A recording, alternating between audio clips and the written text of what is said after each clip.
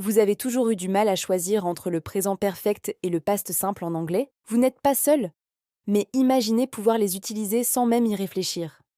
Dans cette vidéo, je vais vous donner une méthode super simple, un seul mot-clé, pour ne plus jamais vous tromper. Restez bien jusqu'à la fin, car un exercice pratique vous attend pour valider vos nouvelles connaissances. Alors, quel est ce secret? C'est le mot quand. Posez-vous toujours la question, est-ce que je sais quand l'action s'est produite? Si la réponse est oui, vous utiliserez le past simple.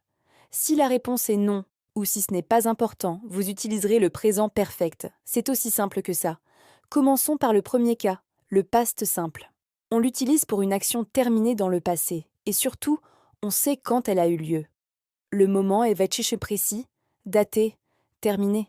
On utilise des marqueurs de temps comme yesterday, hier, last week, la semaine dernière, in 2010, en 2010, ou encore 2 hours ago, il y a 2 heures. Par exemple, si je dis I visited Paris last year, j'ai visité Paris l'année dernière. Est-ce qu'on sait quand? Oui, last year. L'année dernière est une période de temps terminée, donc past simple.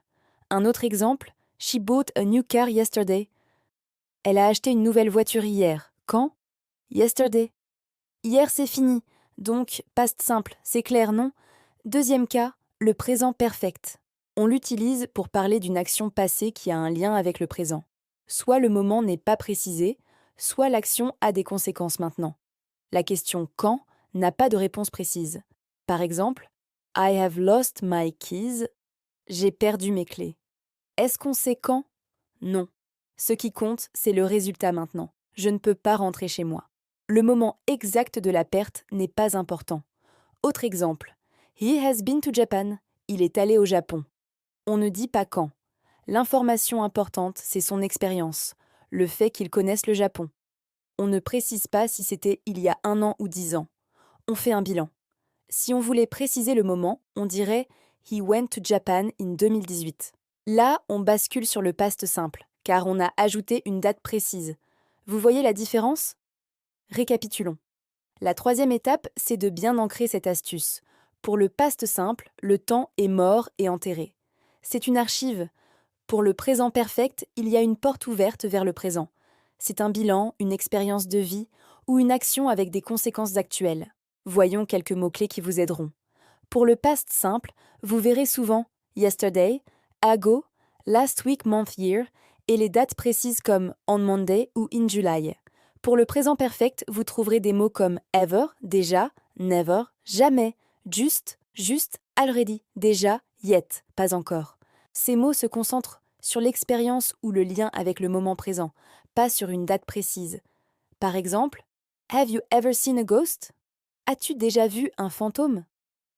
On demande si, dans toute ta vie jusqu'à maintenant, cette expérience a eu lieu. Le quand n'a aucune importance. La réponse pourrait être Yes, I saw one last Halloween. Oui, j'en ai vu un à Halloween dernier. Ici, on précise le moment. Last Halloween. Donc on passe au past simple. Quatrième point, une petite nuance. Le présent perfect s'utilise aussi pour des actions qui ont commencé dans le passé et qui continuent dans le présent, souvent avec for, depuis une durée, ou since, depuis un point de départ. Par exemple, I have lived here for 10 years. Je vis ici depuis 10 ans. J'ai commencé à vivre ici il y a 10 ans et j'y vis encore. L'action n'est pas terminée. Autre exemple, She has worked here since 2020. Elle travaille ici depuis 2020. L'action continue. Dans ce cas, le lien avec le présent est évident. Cinquième étape, la pratique. C'est le moment de tester si vous avez bien compris. Je vais vous donner quelques phrases à compléter. Mettez la vidéo sur pause, prenez un instant pour choisir entre le past simple et le présent perfect, puis relancez la vidéo pour la correction. Prêt? Première phrase. I to the cinema yesterday. Le verbe est go. Vous devez choisir entre went et have gone. Mettez sur pause.